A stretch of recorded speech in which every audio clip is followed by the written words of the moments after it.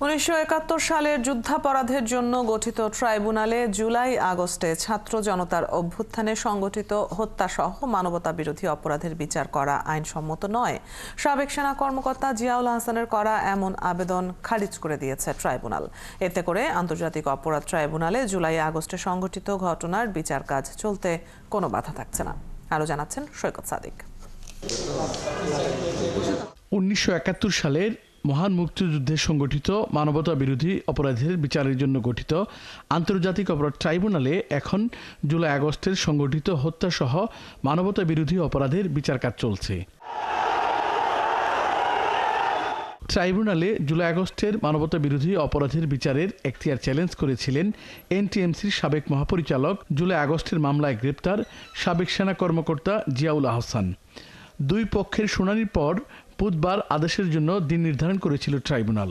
আসামি পক্ষের এই আবেদন খারিজ করে দিয়েছে ট্রাইব্যুনাল। যে কয়েকটা কথা বলে কোর্ট তাদের পিটিশন খারিজ করেছেন, তার মধ্যে একটা হচ্ছে যে আইন দ্বারা এই ট্রাইব্যুনালটা প্রতিষ্ঠিত, অর্থাৎ 1973 সালের ক্রাইমস ট্রাইব্যুনাল অ্যাক্ট, সেই আইনের বৈধতা বা সেই আইনের কোনো সংশোধনের বৈধতা চ্যালেঞ্জ করার জায়গায় এই ট্রাইব্যুনাল নয়। কোনো আইন যদি সংবিধানের সাথে অসামঞ্জস্যপূর্ণ হয় বা চ্যালেঞ্জ করার প্রশ্ন আসে, তাহলে অবশ্যই তাকে সাংবিধানিক আদালতে যেতে হবে। ট্রাইব্যুনালের এই আদেশের বিরুদ্ধে উচ্চ আদালতে যাবেন কিনা সেটা আলোচনা করে সিদ্ধান্ত নেওয়ার কথা জানিয়েছেন জিয়াউল আহসানের আইনজীবী। সিনিয়র মিস্টার এমআই ফারুকি, এটা ওনার ড্রাফট এবং ওনার আর্গুমেন্ট ছিল। উনি যদি সিদ্ধান্ত নেন, আমি ওনার সাথে কথা বলবো, আমার ক্লায়েন্টের সাথে কথা বলবো। উনি যদি সিদ্ধান্ত নেন, অবশ্যই আমরা যাব।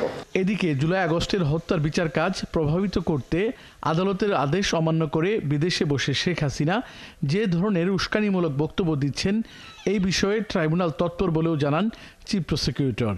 এই বক্তব্য বাংলাদেশের গণমাধ্যমে প্রচার না করার আহ্বান জানিয়েছেন তিনি। হুমকি ধামকি, ভয়ভীতি, ফিরে আসছি, দেখে নেব, এই করব সেই করব, এগুলো যদি করা হয় তাহলে হয়তো আমাদের সাক্ষীরা ভয় পেয়ে যেতে পারেন। সৈকত সাদিক, 71, ঢাকা।